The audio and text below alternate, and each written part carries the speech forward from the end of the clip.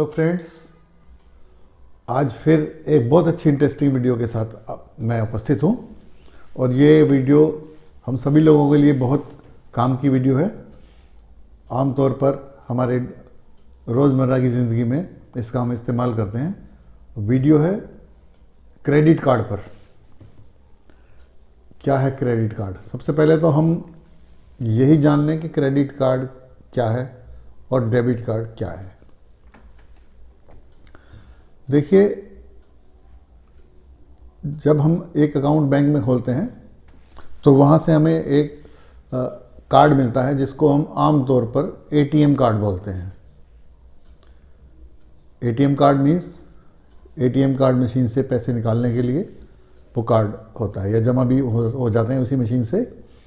लेकिन उसी कार्ड को अगर हम ऑनलाइन ट्रांजैक्शंस के लिए इस्तेमाल करते हैं तो उसी कार्ड का नाम डेबिट कार्ड होता है। समझिए कि डेबिट कार्ड और ATM card one and same thing, यानी कि एक ही चीज़ होती है। यूज़ का फ़र्क है।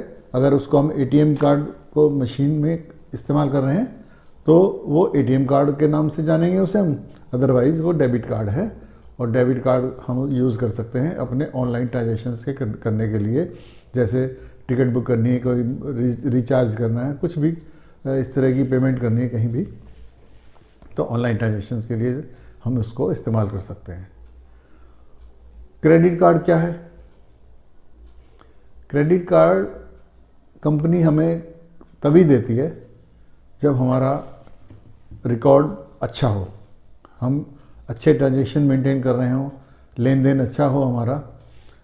सभी कंपनियां ट्रैक करती हैं कि कौन लोग हैं जो अपना अकाउंट अच्छे से चला रहे हैं, ट्रांजैक्शंस अच्छे से कर रहे हैं और उनका रिकॉर्ड भी ख़राब नहीं है, डिफ़ॉल्टर नहीं है। सभी कंपनियां इस रिकॉर्ड को रखती हैं। समय समय पर वो आपको कॉल भी करती हैं, अपने और भी सेल के माध्यमों से आप तक कॉन्टैक्ट करते हैं। क्या है क्रेडिट कार्ड? क्रेडिट कार्ड में जब कंपनी आपको क्रेडिट कार्ड ऑफ़र करती है तो आपके फाइनेंशियल कंडीशंस के हिसाब से वो आपको शुरुआत में एक लिमिट देती है कि इस लिमिट तक आप पैसा खर्च कर सकते हो क्रेडिट कार्ड का। मान लीजिए किसी को 1 लाख रुपए की लिमिट दी तो वो व्यक्ति उस कार्ड को 1 लाख रुपए तक खर्च कर सकता है, यानी कि उसको उधार 1 लाख रुपए का उधार मिल गया है। वो कभी भी अपनी मर्जी से 10,000, 20,000, 50,000 इस हिसाब से कभी भी वो खर्च कर सकता है। ठीक है, तो ये क्लियर हो गया कि क्रेडिट कार्ड एक उधार का कार्ड है। ठीक है, अब हम इस पे थोड़ा विस्तार से चर्चा करेंगे कि क्रेडिट कार्ड अच्छी चीज़ है या बुरी चीज़ है ना। मैंने बहुत लोगों को देखा है, हमें क्रेडिट कार्ड दिलवा दो, हैं हमारा क्रेडिट कार्ड बनवा दो, तो और कई लोगों के पास अपने आप ही ऑफर्स आते रहते हैं। ठीक है ना, तो जिनका अभी कोई थोड़ा ट्रांजैक्शंस का लेन देन कम है या अभी तक उनकी जो रिकॉर्ड है वो प्रॉपर नहीं बन पाया है, तो कंपनियां उनको कॉन्टैक्ट कम करती हैं। तो कोई बात नहीं, कभी जो स्टॉल लगे होते हैं कि बड़े बड़ी मॉल्स में या बैंक में चले जाइए आप, वहाँ पे आप कॉन्टैक्ट कीजिए। तो अगर आपका रिकॉर्ड अच्छा है, you are maintaining good transactions, तो आपको क्रेडिट कार्ड दे दिया जाएगा। ठीक है, अब मान लिया आपको क्रेडिट कार्ड दे दिया और उसमें 1 लाख रुपए की लिमिट मिल गई आपको। खर्च कैसे करेंगे आप सपोज मॉल में गए और आपने मोबाइल ले लिया 25-30 हज़ार रुपये का, 50 हज़ार रुपये का, जो भी आपका मन करा, तो खर्च हो गया। अब उसमें बच गए बाकी पैसे। तो ज़रूरी नहीं कि आप सारा 1 लाख रुपये आपको मिला तो खर्च ही कर दो। ठीक है ना। क्या सिस्टम होता है कि जैसे बिजली का बिल आता है, टेलीफोन का बिल आता है ना, तो एक एक महीने के बिल आते हैं ज़्यादातर। तो ऐसे क्रेडिट कार्ड का भी एक बिल आता है। अलग अलग क्रेडिट कार्ड के अलग अलग महीने का सिस्टम होता है। कोई क्रेडिट कार्ड 1 से लेकर 30 तारीख तक के लिए होता है, कोई 10 से 10 तक होता है, कोई 15 तारीख से 15 तारीख तक होता है, यानी कि 1 महीने का टाइम आपको खर्चा करने के लिए मिलता है।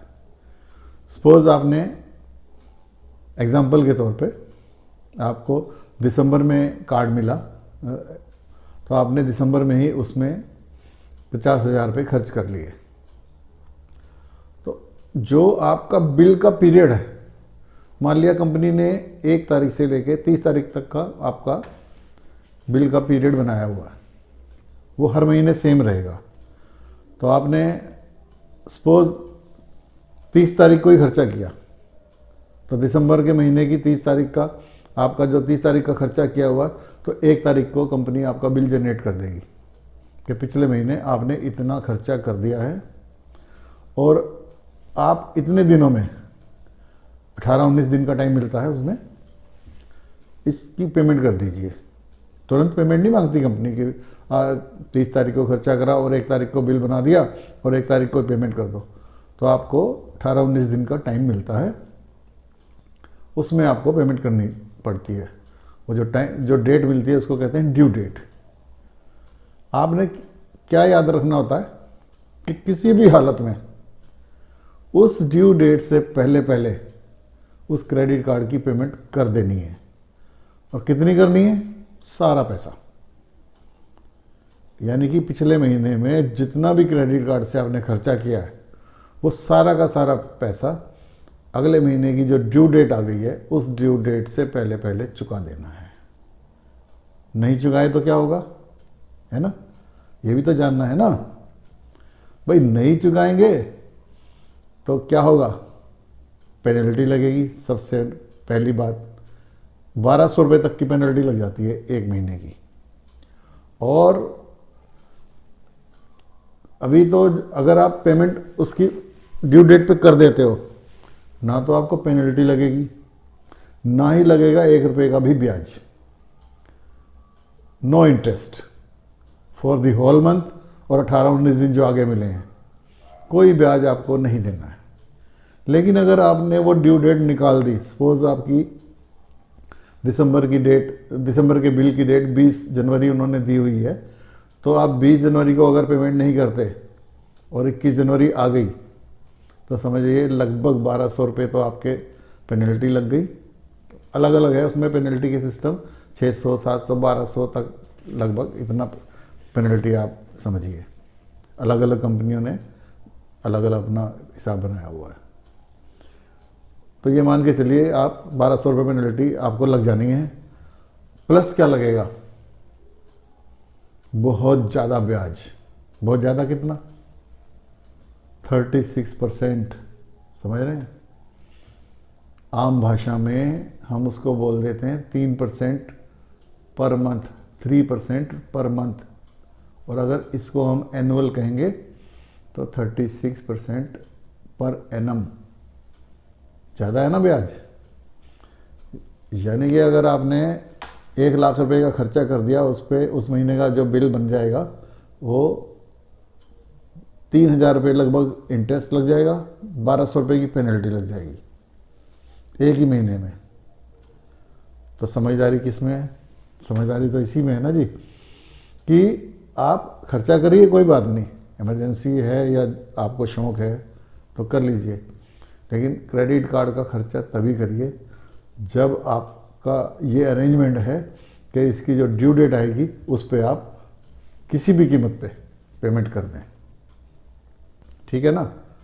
ये सुविधा है कि भाई हर वक्त हम अपने अकाउंट में पैसे नहीं रख पाते या पैसे का अरेंजमेंट नहीं है, चलिए खर्चा कर लिया और हम ये एक्सपेक्ट करते हैं अगले महीने हमारे पास पैसे होंगे ही, तो कर लिया खर्चा, कोई बात नहीं, पेमेंट कर दी। लेकिन कभी चलिए ये तो हो गया कि हमने मोबाइल खरीद लिया, मॉल में गए थे, पसंद आ गया, कोई सामान ले आए। लेकिन कई बार हमें एक्चुअल में भी ज़रूरत पड़ती है, जैसे अचानक हॉस्पिटल जाना पड़ गया और पेमेंट करनी है, हमारे पास क्रेडिट कार्ड है, यूज़ कर लिया, पेमेंट कर दी वहाँ पे। ये एक एसेंशियल एक्सपेंडिचर है जो हमें करना ही था। उस वक्त हम ये भी नहीं सोच पाएंगे कि इसको क्या हम अगले महीने चुका पाएंगे, है ना, लेकिन वक्त आया और कर दिया, लेकिन ड्यू डेट तो आ नहीं है। अब ड्यू डेट आ गई और हमारे पास पैसे का कोई अरेंजमेंट है नहीं। ठीक है, हमारा जो पेशेंट तो बच गया, जिसके लिए खर्चा किया था वो तो एक अच्छी बात हो गई, लेकिन जो क्रेडिट कार्ड का खर्चा किया था वो बिल हमारे ऊपर चढ़ गया और उस बिल का हमें भुगतान करना है ड्यू डेट तक। तो घबराइए नहीं, आप ड्यू डेट से पहले पूरे खर्चे का जो बिल आया है आपका उस महीने का 5% का भुगतान कर दीजिए कंपनी को मिनिमम। सपोज आपने 50,000 रुपये खर्चे हैं, है ना, तो कंपनी कहेगी आपको आप मुझे 2500 रुपये दे दो। तो 2500 रुपये देने से क्या होगा, एक तो आपको पेनल्टी नहीं लगेगी, ठीक है, 1000-1200 की जो भी वो पेनल्टी है वो लगेगी नहीं, प्लस आप डिफ़ॉल्टर नहीं कहलाओगे, आपका रिकॉर्ड बढ़िया रहेगा, है ना। भाई मजबूरी है, हम सारा पैसा नहीं दे सकते, कंपनी ने ये सुविधा रखी है कि आप हर महीने जो टोटल बिल बना है उसका कम से कम 5% आपने देना ही देना है। तो इतना आपको देना ही देना है, या कंपनी ने कोई चार्ज लगाया है या कुछ एक्स्ट्रा प्रोसेसिंग चार्जेस हैं, समथिंग जो भी कुछ लगाया, जो कंपनी ने लिख के दिया है आपको कि ये मिनिमम बिल है, इतना तो आपको पे करना ही करना है, तो वो हम पे कर रहे हैं। ठीक है, तो बच जाएंगे हम पेनल्टी से भी और क्रेडिट रिकॉर्ड खराब होने से भी हम बच जाएंगे।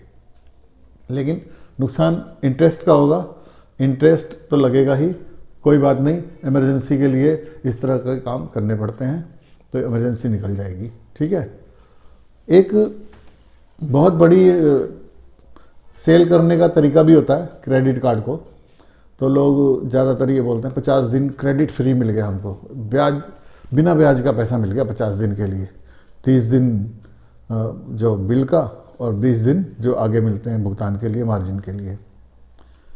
तो इस चीज़ को थोड़ा सा समझ लीजिए, इसको अगर आपने समझ लिया है ना, तो आप कभी भी क्रेडिट कार्ड की वजह से डिफ़ॉल्टर नहीं बनेंगे।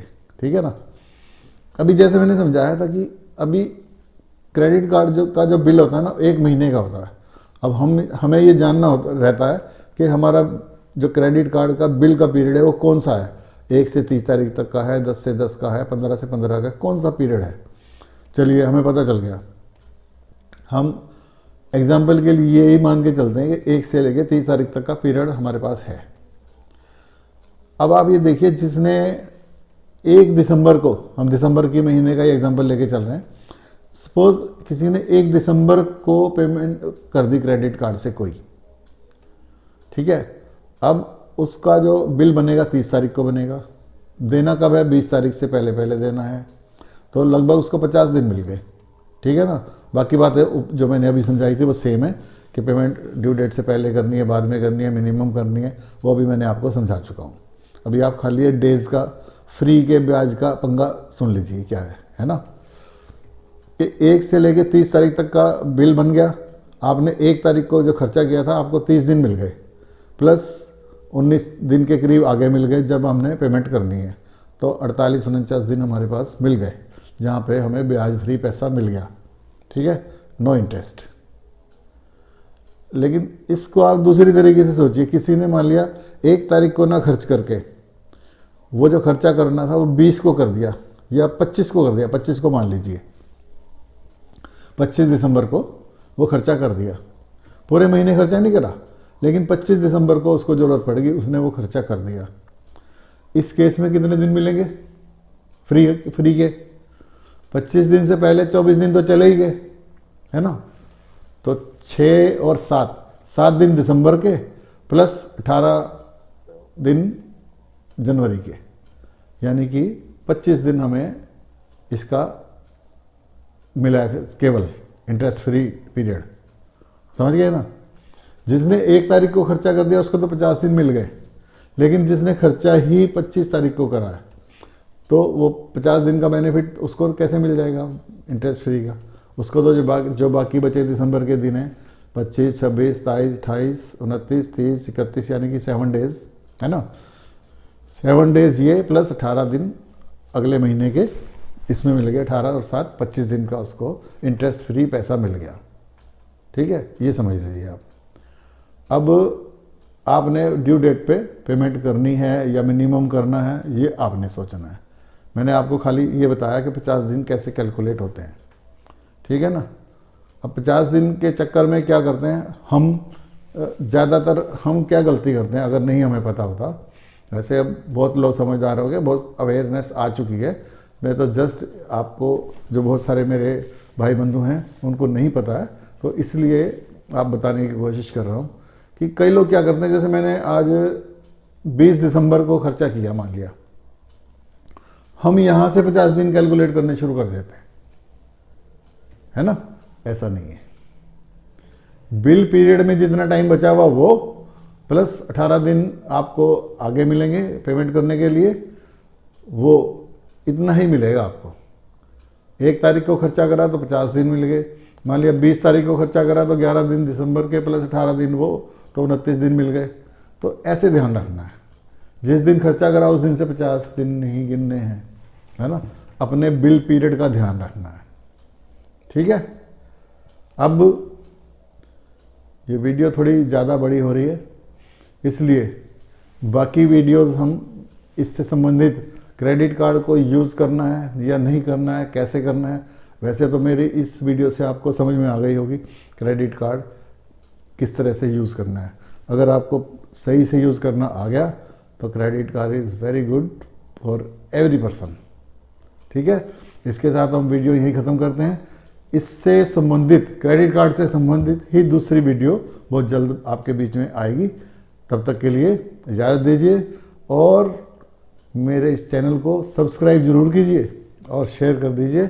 लाइक तो करेंगे ही आप, क्योंकि मैंने अपनी तरफ से एक अच्छी इन्फॉर्मेशन आपको देने की कोशिश की है और मुझे लगता है कि अगर आपको नहीं ऐसा पता था तो आपको ये बहुत काम आएगी।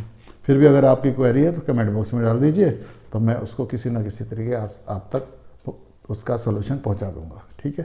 Thank you very much, have a nice time, भले भले।